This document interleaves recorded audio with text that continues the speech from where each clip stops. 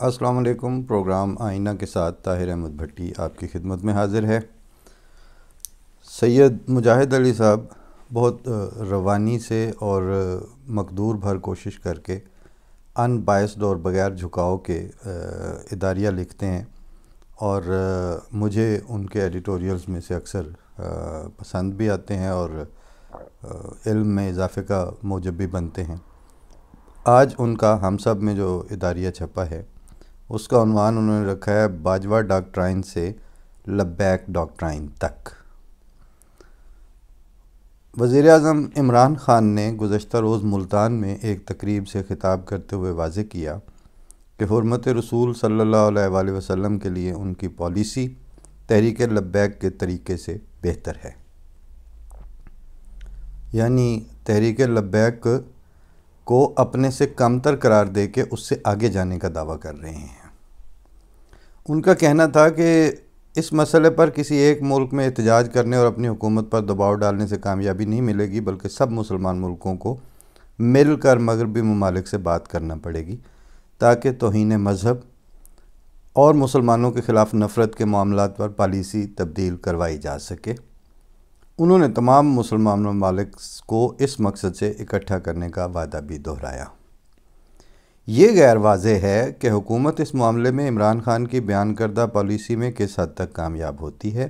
اور دیگر اسلامی ممالک کہاں تک یورپ اور دیگر مغربی ملکوں میں آزادی رائے کو مذاہب کا تمسخر اڑانے کے لیے استعمال کرنے کے رجحان کو تبدیل کروانے میں پاکستان سے مل کر ایک نکاتی ایجنڈے پر کام کرنے کے لیے تیار ہوں گے۔ یہ ہیں وہ پٹ فالز بھی، ifs اینڈ بٹس بھی، کیونکہ بیان دینا تو آسان ہے، اس میں تو لگتا کچھ نہیں ہے، خرچی کچھ نہیں ہوتا۔ وہ رانجھے کے بارے میں ہیر وارث شاہ میں وہ وارث شاہ کہتے ہیں کہ وہ جب گیا گورکھ ناتھ کے پاس جوگی بننے کے لیے تو وہاں 10-15 دن اس کی خدمت کی، اور پھر اسے تو اپنا کام تھا، ظاہر ہے اس نے ہیر کی طرف جانا تھا۔ تو وہ ایک دن کہیں اس کی رسائی ہوئی گورکھ ناتھ تک، تو اسے کہتا ہے کہ جناب مجھے کافی دن ہو گئے ہیں، وہ مجھے وہ جو جوگ آپ نے دینی تھی وہ دے دیتے تو تاکہ میں کہیں آگے جانے والا بنوں۔ تو وہ کہتا ہے یہاں پہ تو لوگوں کو 20 سال ہو گئے ہیں میرے پیر دھو دھو کے پیتے ہوئے، تو تم ایک ہفتے میں ہی جوگ مانگنے لگ گئے ہو۔ تو وہ وارث شاہ وہاں لکھتے ہیں رانجھے کی زبان میں کہ جیم جوگیا یار نو ملن کارن کوئی 10 سولڑا راہ نہ تھا۔ گورکھ ناتھ اس کا نام تھا، تو اس کو ایڈریس کر کے کہ مجھے یار کو ملنے کے لیے کوئی سوکھا سا طریقہ بتاؤ۔ پلیوں تیریوں کچھ نہیں خرچ ہونا، جوڑی مندراں تے چٹکا سوا نہ تھا۔ تمہارے پلے سے کیا جانا ہے، ایک جوڑی یعنی 2 تم نے مجھے وہ کانوں میں ڈالنے والی مندریاں دینی ہیں، اور ایک چٹکی سوا ہے جو میرے ماتھے پہ ملنی ہو، میں جوگی بن جاؤں گا۔ عمران خان کے نزدیک اس وقت امت مسلمہ عالم اسلام کے مسائل جوڑی مندراں اور چٹکا سوا ہیں۔ بہرحال اسی بات کو انہوں نے اپنے انداز میں بیان کیا ہے۔ کہتے ہیں کہ ماضی کے تجربات کی روشنی میں دیکھا جائے تو مسلمان ملکوں کا باہمی اشتراک و اتحاد بیانات تک محدود ہوتا ہے، کسی اعلامیے پر دستخط کرنے والے ممالک بھی اسے اپنی پالیسیوں میں نافذ نہیں کرتے۔ یورپ میں توہین مذہب کے خلاف اگر تنہا پاکستان کی کوششیں کافی نہیں ہو سکتیں، تو اس بات کا امکان بھی نہیں کہ تمام مسلمان ممالک اس معاملہ پر کسی ایسی حکمت عملی پر متفق ہو جائیں جس کی وجہ سے مغربی ممالک ان کی بات زیادہ غور سے سننے پر آمادہ ہوں۔ اس میں وہ حصہ چھوڑ دیں کہ جب ڈنمارک سے ابتدا ہوتی ہے تو اس کے بعد امام جماعت احمدیہ حضرت مرزا مسرور احمد صاحب اپنے دورے کے دوران ان کے متعدد پولیٹیشنز اور ان کی موجودگی میں جب وہ موقف پیش کرتے ہیں تو ان میں سے اکثر آ کے کہتے ہیں، جرنلسٹ بھی، پروفیسرز بھی، اور اسی ملک کے رہنے والے باشندے بھی اور ان کے سیاستدان بھی، کہ یہ آسپیکٹ ہماری نظر میں نہیں تھا، کاش آپ کا دورہ پہلے ہو جاتا تو ہمارا سٹینڈ ان خرافات پہ بہت مختلف ہوتا۔ یوں یورپ کا کوئی ملک بھی مسلمان حساسیات کے بارے میں غیر ذمہ دارانہ رویہ اختیار نہیں کرنا چاہتا، کیونکہ ان کے تمام ممالک میں مسلمان بڑی تعداد میں آباد ہیں جو وہاں کی سیاست و معیشت پر اثر انداز ہونے کی صلاحیت بھی رکھتے ہیں۔ لیکن اس کے ساتھ ہی یہ ممالک آزادی رائے کے بنیادی اصول پر کوئی سمجھوتا کرنے پر بھی تیار نہیں ہے. اب ظاہر ہے ادھر کا ورژن بھی تو دیں، کم از کم ان کو بات تو دونوں طرف کی پتہ ہو. آپ تو یہی سمجھتے ہیں نا کہ اپے میں رجی پوجی اپے میرے بچے جو ان جتنی بات آپ نے کر دینی ہے، آگے لبیکیوں نے آپ کی بات سننی، یا پھر آپ کے ٹائگروں نے جن کو جن لایا گلی وہ نال میں چلی. کیونکہ ان کے ہاں اسے مروج جمہوریت کی بنیاد سمجھا جاتا ہے آزادی رائے کو. اس حوالے سے مباحث بھی ہوتے رہتے ہیں اور کسی نہ کسی حد تک مسلمانوں اور مقامی یورپی لیڈروں میں اتفاق رائے بھی ہو جاتا ہے. لیکن جب تشدد یا دہشت گردی کا کوئی واقعہ رونما ہوتا ہے تو بات دلیل اور حق سے بڑھ کر قانون شکنی اور انسانی جان کی حفاظت تک جا پہنچتی ہے.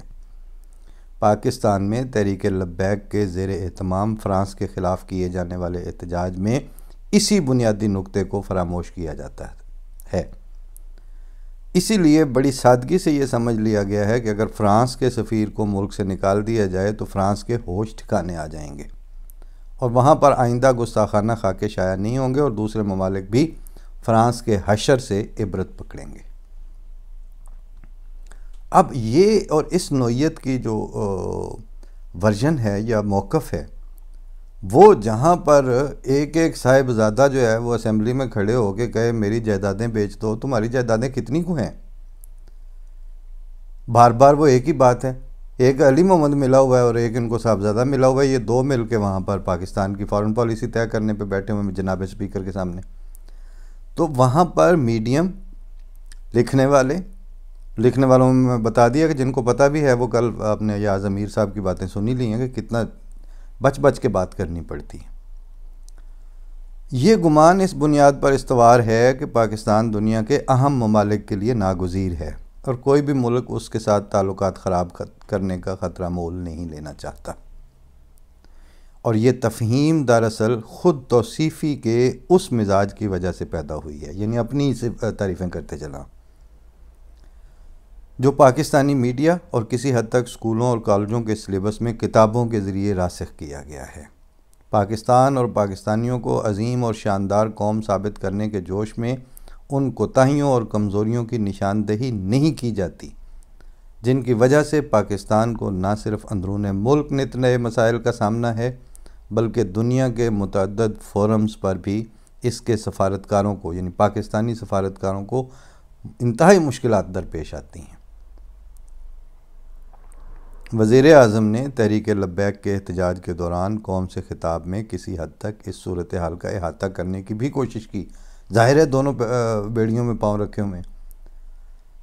وہ دنیا میں جس طرح جو صورتحال ہے، کہتے ہیں میں مغرب کو بہت جانتا ہوں، تو پتہ تو ان کو بھی ہے کہ صورتحال کیا ہے. اور ادھر والا جو سچ ہے وہ اپنے لوگوں کو جن کی جہالت سے پرورش کی ہے، جہالت کے دودھ پہ پالے ہیں، جو ان کے ساتھ کھل کے سچا مکالمہ کرنے کی ہمت اور جرت نہیں ہے. تو کہتے ہیں کسی حد تک انہوں نے اس بات کا احاطہ کرنے کی کوشش کی اور بتایا تھا کہ فرانسیسی سفیر کو نکالنے سے فرانس کو تو کوئی فرق نہیں پڑے گا، لیکن سارے یورپ کے ساتھ پاکستان کے تعلقات خراب ہو جائیں گے، جس کے نتیجے میں ملک کی معیشت پر جان لیوا اثرات مرتب ہوں گے. روپے کی مالیت کم ہو جائے گی، بے روزگاری بڑھ جائے گی اور صنعتی سرگرمی ماند پڑ جائے گی. افسوس کی بات ہے کہ وزیر اعظم قوم کو یہ نصیحت کرنے کے بعد اپنے وزیروں کے ذریعے تحریک لبیک کے ساتھ مذاکرات پر مجبور ہوئے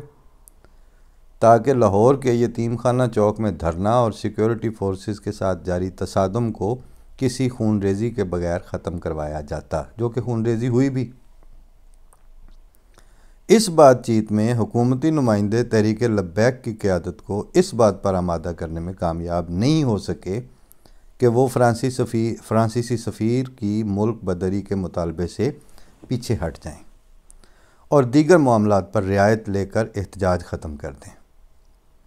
اس کے برعکس تحریک لبیک فرانسیسی سفیر کی ملک بدری کا معاملہ قومی اسمبلی میں زیر بحث لانے کے مطالبے پر قائم رہی، بلکہ اپنے امیر سعد حسین رضوی اور دیگر لیڈروں کی رہائی اور مقدمات کی واپسی کے معاملے میں انتظار کرنے پر تو آمادہ ہو گئی، لیکن حکومت کو مجبور کیا کہ وہ فوری طور پر قومی اسمبلی کا اجلاس بلائے اور اس میں ایسی قرارداد منظور کروائے جس میں فرانسیسی سفیر کو ملک سے نکالنے کے سوال پر قومی اسمبلی میں بحث کا اعتراف کیا جائے۔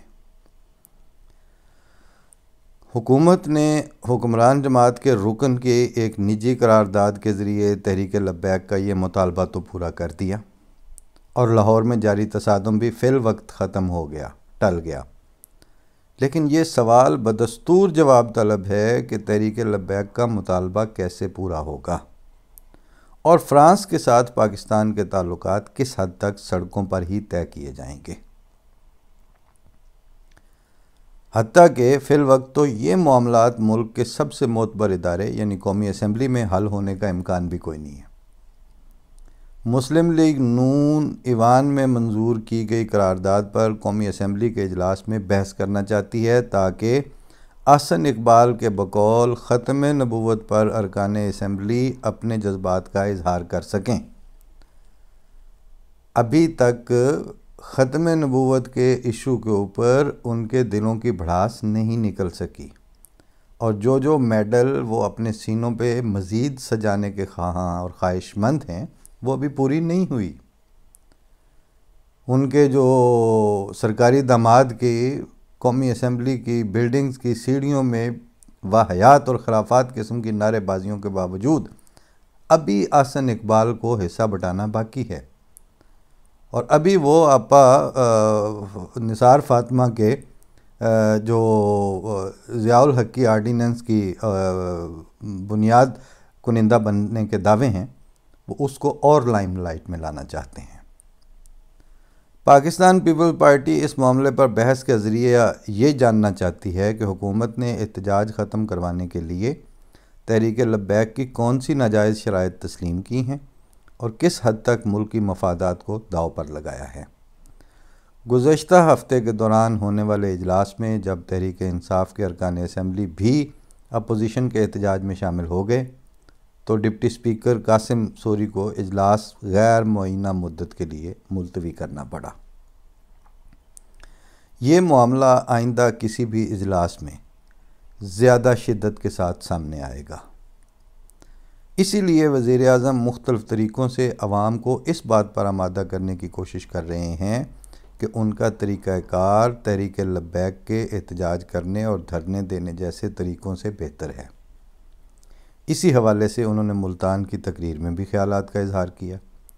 یہ تقریر اس خوف کی علامت بھی ہے کہ تحریک لبیک کو کل عدم قرار دینے کے باوجود اس کے ساتھ معاہدہ کر کے اور فرانسیسی سفیر کو ملک سے نکالنے کے مطالبے کو ایک قرارداد کی صورت میں قومی اسمبلی کے ریکارڈ کا حصہ بنا کر حکومت نے تحریک لبیک کی طاقت اور حکومت کو گھٹنے ٹیکنے پر مجبور کر دینے کی صلاحیت کا اعتراف کر لیا ہے۔ ریٹ آف گورنمنٹ جس کے نام پر شیخ رشید مکے لہرا کر باتیں کر رہے تھے، جس کی بنیاد پر کیبنٹ کو جان کے لالے پڑے ہوئے تھے، اور وہ ریٹ آف گورنمنٹ جس کے لیے وہ کہتے ہیں کہ کسی صورت میں بھی پامال نہیں کرنے دی جائے گی۔ پامال تو آپ کروا چکے ہیں، پلے تو اب آپ کے کچھ بھی نہیں ہیں۔ مستقبل میں تحریک لبیک مسلسل حکومت وقت کے لیے خطرہ بنی رہے گی۔ عمران خان خود اسلام اور مسلمانوں کے چیمپئن بن کر دراصل تحریک لبیک کی عوامی اپیل کم کرنے کی کوشش کر رہے ہیں۔ وہی تحریک لبیک سیاسی جماعت کے طور پر مذہبی کارڈ کھیل کر حکومت وقت یا کسی بھی سیاسی پارٹی کو سائیڈ لائن کر کے بلکہ اس کی گردن پہ سینے پہ گوڈا رکھ کر اپر ہینڈ چاہتی ہے، سپرمسٹ بننا چاہتی ہے اور وہ اس کو بننے دے رہے ہیں۔ وہ ان کے ہاتھوں سے نکل چکی ہے، نکل رہی ہے اور اب یہ ڈھنڈورا پیٹنے سے باز نہیں آ رہے کہ ہم خود مختار اور اندرونی اور خارجہ معاملات میں ایک آزاد ریاست اور ایک آزاد اور برسر اقتدار قسم کی حکومت کی طرح گورنمنٹ ریٹ کے اوپر کوئی کمپرومائز نہیں کریں گے، کیونکہ کمپرومائزز کرنے کے بعد ہی تو بات یہاں تک آئی ہے۔ ابھی کمپرومائز کے سر میں سینگ ہیں جو ابھی ان کو نظر نہیں آ رہے۔ اس بات کا امکان نہیں کہ وہ اس میں کامیاب ہو سکتے ہیں، کیونکہ وزیر اعظم اس اہم اور حساس سوال پر تمام سیاسی پارٹیوں کو اعتماد میں لینے اور مذہب کے نام پر احتجاج کے دوران توڑ پھوڑ اور تشدد کے کلچر کو ختم کرنے کے لیے کسی طرح کی کوئی بھی قومی حکمت عملی بنانے پر آمادہ نہیں ہیں۔ یہ ہے کچا چٹھا ہمارے وزیر اعظم کا۔ انہیں ہے نا پنجابی ہوری نو ہوری دی تے انے نو ڈنگوری دی، اس اندھے کو تو وہ لاٹھی چاہیے جس کے ساتھ ٹیک ٹیک کے تو وہ پار لگ جائے، معاملات چاہے کچھ بھی ہوں۔ ان حالات میں ملک میں اب باجوہ ڈاکٹرائن کے بجائے لبیک ڈاکٹرائن کا چرچا ہے، اور لوگ سانس روکے یتیم خانہ چوک میں ٹی ایل پی کے مرکز سے سامنے آنے والی نئی ہدایات اور ملک بھر میں اٹھنے والے کسی نئے طوفان سے خوفزدہ ہیں۔ یادش بخیر نومبر 2017 میں تحریک لبیک کے مرحوم بانی خادم حسین رضوی کی سرکردگی میں فیض آباد چوک میں دھرنا دیا گیا تھا، کیونکہ مسلم لیگ نون کی حکومت پر ارکان اسمبلی کے حلف نامہ میں ختم نبوت پر ایمان کے الفاظ میں رد و بدل کا الزام تھا۔ اس احتجاج سے حکومت تو تبدیل نہیں ہوئی، لیکن دھرنے میں خفیہ اداروں کی دلچسپی، میڈیا کو ملنے والی ہدایات اور اسے ختم کروانے میں فوجی افسروں کی ثالثی سے یہ ضرور طے ہو گیا کہ حکومت کن شرائط پر کام کرے گی اور مستقبل کا سیاسی منظرنامہ کیا ہوگا۔ اسی دوران پاک فوج کے سربراہ قمر جاوید باجوہ کی ڈاکٹرائن کا چرچا بھی شروع ہو چکا تھا، جس کے بارے میں کافی حد تک یہ بے یقینی رہی کہ اس کا حقیقی مقصد کیا ہے۔ جنوری 2018 میں اس وقت کے D G I S P R major general Asif Ghafoor نے وضاحت کی کہ اس کا مقصد صرف یہ ہے کہ آرمی چیف پاکستان میں امن چاہتے ہیں۔ انہوں نے دعویٰ کیا کہ باجوہ ڈاکٹرائن سے ملک میں پائیدار امن قائم ہوگا۔ اس کے ساتھ ہی انہوں نے اس بات پر بھی زور دیا کہ ریاستی اداروں میں تعاون دہشت گردی کے خلاف جنگ جیتنے کے لیے اہم ہے۔ باجوہ ڈاکٹرائن کے سائے میں اسی سال جولائی کے انتخابات میں تحریک انصاف سب سے بڑی پارٹی کے طور پر سامنے آئی، اور اگست میں قومی اسمبلی نے عمران خان کو وزیر اعظم چن لیا۔ یوں اپوزیشن کو نامزد وزیر اعظم کا نعرہ ملا تو اداروں میں تعاون کے ایک نئے عہد کا آغاز بھی دیکھنے میں آیا۔ عمران خان اسے ایک پیج کی حکمت عملی قرار دیتے رہے، یعنی ملک کی سیاسی، حکومت اور عسکری قیادت میں کوئی اختلاف نہیں ہے، اور وہ مل جل کر مسائل کا حل کرتے ہیں۔ حال ہی میں تحریک لبیک کے احتجاج اور حکومت کی پسپائی کے بعد اب وزیر اعظم کی طرف سے مسلسل دفاعی موقف اختیار کرنے کے پورے عمل میں یہ واضح نہیں ہو پا رہا کہ اداروں کے درمیان تعاون اور ایک پیج کی حکمت عملی میں دوسرا فریق اب کیا سوچ رہا ہے۔ وزیر اعظم کی بے چینی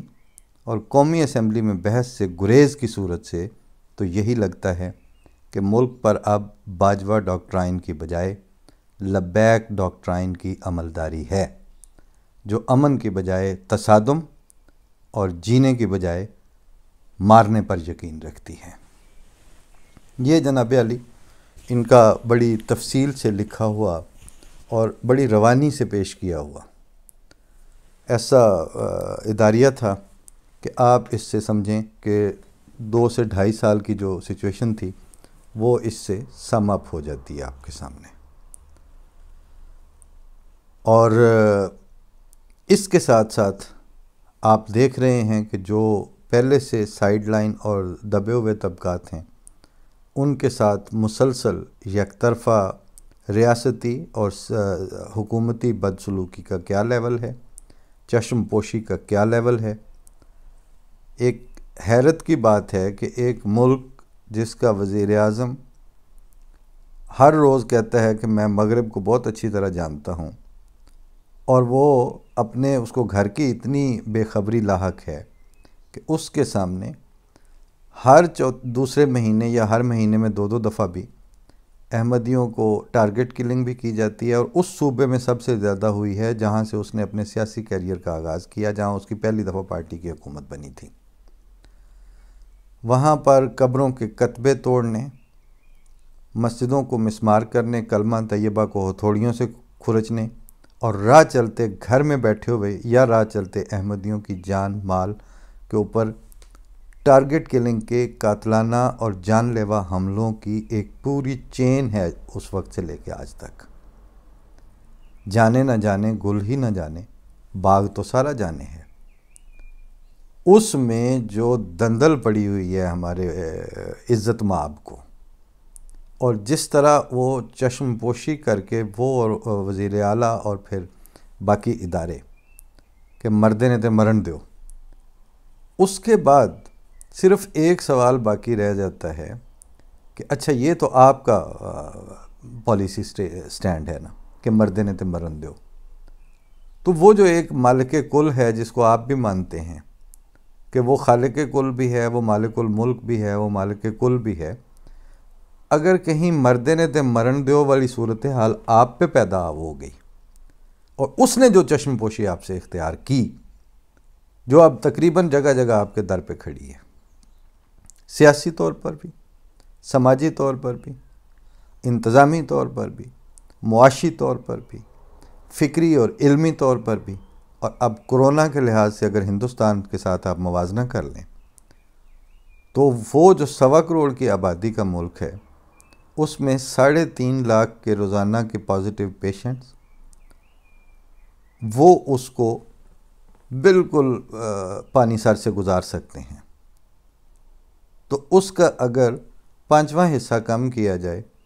تو آپ سوچیں کہ وہاں تو 3.5 لاکھ ہیں، آپ کو تو 20-30 ہزار بھی جو ہیں اس سے بھی آپ کو رائے فرار نہیں ملے گی۔ اور حالت یہ ہے کہ ابھی میں کئی چینلز کے دیکھ رہا ہوں، وہ سرخیاں لگا لگا کر انڈیا میں کیا ہو رہا ہے، انڈیا کا بلبلا اٹھا، انڈیا کو وہ ہو چکا، اور خدا دیو بندیو تسی اپنا سوچو۔ مطلب انسانیت کو اگر وہاں تھریٹ تھی تو یہاں پر بھی انسانیت کو ویسے ہی تھریٹ ہے۔ وہ جن کے قتل عام اور جن کے آئینی حقوق کے اوپر، بقول میرے اپنے ہی ایک جملے کے کہ ان کے آئینی اور شہری حقوق کے اوپر دہی ڈال کے کتے چھوڑے گئے ہیں، وہ کشمیر میں بھی اور ادھر انڈیا میں بھی وہی کچھ ہوا ہے، ادھر آپ بھی وہی کچھ کر رہے ہیں۔ تو اللہ تعالیٰ تو خالق کل ہے، انڈیا پاکستان اس کے لیے 2 ملک نہیں ہیں، وہ اس کی سامنے کی ساری کائنات اس کے سامنے ایک اینٹیٹی ہے، اور بلکہ اگر سوچا جائے تو وہ نان اینٹیٹی ہیں بالکل۔ تو کوئی خوف خدا والی طرف بھی ٹریں، کوئی اس طرف کا رستہ پکڑنے کا بھی سوچیں، اور بے حیائی اور چالاکی اب مسئلے کا حل نہیں ہے۔ خدا کی ذات کا خوف اور اپنے عجز کا اظہار اور زمینی معاملات میں سچائی، سیاسی معاملات میں سچائی اور پبلک کے ساتھ دیانتداری کا سٹانس، یہ کچھ رستے تھے بچت کے، وہ آپ اڈاپٹ نہیں کر رہے ہیں۔ باقی آپ پتہ نہیں کچھ سمجھتے ہوں گے، مجھے تو خیر جو پچھلے تھے ان کی تھوڑی بہت پھر بھی کوئی حیثیت لگتی تھی، مطلب زیڈ بھوٹو وغیرہ یا یہ وہ، آپ کی تو کچھ بھی نہیں ہے، نہ آگا نہ پیچھا۔ مطلب کل کی آپ پیداوار ہیں اور آپ کے خیال میں مطلب کچھ ہوں گے، لیکن جس طرح کی چشم پوشیوں کا اور جس طرح کی بلائنڈ آئی کا آپ مظاہرہ کر رہے ہیں، آپ بہرحال کہیں نہیں ہیں دوبارہ کیا، شاید مطلب اللہ تعالیٰ رحم کرے، لیکن جس طرف بات جا رہی ہے، اگر آپ تحریک لبیک سے بڑے لبیکیے ہیں تو تحریک لبیک تو ہمیں نظر آ رہی ہے، تو آپ پھر ان سے مطلب ذرا سا اپنے خیال میں وہ سعد رضوی سمجھتے ہیں ہو گیا آپ اپنے آپ کو، تو بہتر ہے کہ آپ وزیر اعظم کی طرح بیہیو کریں۔ آپ نان سٹیٹ ایکٹرز کے سربراہوں کی طرح کیوں بیہیو کرنے پہ تلے ہوئے ہیں؟ اس میراتھن میں آپ اترتے ہی کیوں ہیں جو کسی بھی اسٹیٹ اور گورنمنٹ کے ہیڈ کو زیب نہیں دیتی؟ لیکن بہرحال یہ آپ کا طرز سیاست ہے، تو آپ کو مبارک ہو۔ ہم نے اس طرح کی جو ایکروبیٹک چالوں میں سے بچ کے نکلتے ہوئے ابھی تک کسی کو نہیں دیکھا۔ ضیاء الحق سے زیادہ آپ با اختیار نہیں ہیں، اور ذوالفقار علی بھٹو سے زیادہ آپ کی پاپولیرٹی نہیں ہے۔ آگے آپ خود بہتر سمجھ سکتے ہیں۔ اللہ حافظ، السلام علیکم ورحمۃ اللہ۔